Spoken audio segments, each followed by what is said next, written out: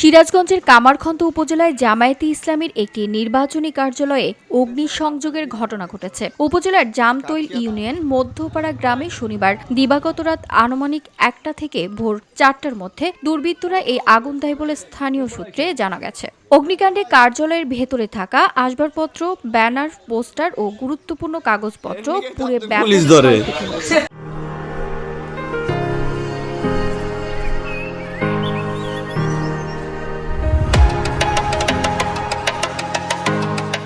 স্থানীয়দের ভাষ্য অনুযায়ী রাতে কোনো এক সময়ে দুর্বৃত্তরা কার্যালয়ের ভেতরে আগুন ধরিয়ে দেয়। জামায়াতে ইসলামীর পক্ষ থেকে এই ঘটনায় বিএনপির স্থায়ী নেতাকর্মীদের বিরুদ্ধে অভিযোগ আনা হয়েছে। জামতল ইউনিয়নের জামায়াতে ইসলামীর নির্বাচনী তত্ত্বাবধায়ক অ্যাডভোকেট আব্দুল আল মামুন বলেন, কার্যালয় উদ্বোধনের পর থেকেই তাদের গুরুত্বপূর্ণ নির্বাচনী কার্যক্রমে নানা বাধা সৃষ্টি করা হচ্ছিল। বিএনপি নামধারী কিছু সন্ত্রাসী এলাকাবাসীকে হুমকি ধমকি দিচ্ছিল, সন্ত্রাস সৃষ্টি করছিল। তারা বাড়ি বাড়ি গিয়ে হুমকি দিচ্ছিল যেন জামাত ইসলামের অফিসে না আসে, না বসে। এর পরবর্তীতে আমাদের কাজে বিভিন্নভাবে বিঘ্ন সৃষ্টি হচ্ছিল। আমরা বিষয়গুলো নিয়ে এলাকাবাসীর সাথেও কথা বলেছি, তারা অনেকে অনেক কথা বলছে। তারপরেও আমরা কোথাও কোনো অভিযোগ দিতে যাইনি, যে আমরা চাচ্ছিলাম নির্বাচনের পরিবেশ যেন বিঘ্নিত না হয়। পরবর্তীতে গত রাত্রিতে কোনো দুষ্কৃতিকারী সন্ত্রাস আমাদের এই নির্বাচনী অফিসে পেট্রোল ঢেলে দিয়ে অগ্নিসংযোগ করে। তিনি দাবি করেন, এই অগ্নিসংযোগ একটি পরিকল্পিত হামলা ও রাজনৈতিক প্রতিহিংসার অংশ। তিনি আরও বলেন, নির্বাচনের পরিবেশ নষ্ট করতে এই ধরনের ঘটনা ঘটানো হয়েছে। 12 তারিখে যেন মানুষ নিঃসংকোচে নির্দ্বিধায় ভোট দিতে গিয়ে না পারে, মানুষের ভিতরে যেন আতঙ্ক বিরাজ করে।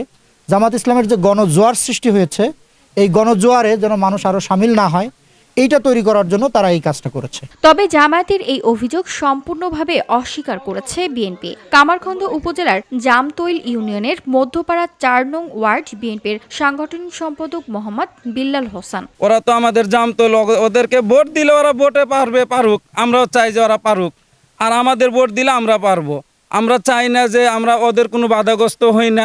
ওরাই বরংস আমাদের কোনো মেয়েরা যদি ভোট চাইতে চায়, ওই জামাতের মেয়েরা ধর্মের দোহাই দিয়া ওদের সাথে দুর্ব্যবহার করে, তবু তো আমরা কোনো কথা বলি না, কোনো খারাপ আচরণ করি না। আর আসলে ওদের ক্লাবটা ওরাই গভীর রাতে পোড়া দিয়া সামনে ওদের সমাবেশ আছে, আমাদের উপরে মিথ্যে দায়টা চাপাচ্ছে। ভাই, এই ঘটনায় সিরাজগঞ্জ সদর ও কামারখন্দ আসনে জামায়াতে ইসলামীর মনোনীত প্রার্থী প্রধান এজেন্ট মোহাম্মদ শহীদুল ইসলাম, সিরাজগঞ্জ জেলা প্রশাসক ও রিটার্নিং অফিসার মোহাম্মদ আমিনুল ইসলাম বরাবর একটি লিখিত অভিযোগ দাখিল করেছেন। অভিযোগে অগ্নিসংযোগের ঘটনার সুষ্ঠু তদন্ত এবং নিরাপত্তা জোরদারের দাবি জানানো হয়েছে। অগ্নিসংযোগের ঘটনায় এলাকায় রাজনৈতিক উত্তেজনা বিরাজ করছে। স্থানীয় বাসিন্দারা জানান, নির্বাচনী মৌসুমে এই ধরনের ঘটনা আতঙ্ক সৃষ্টি করছে।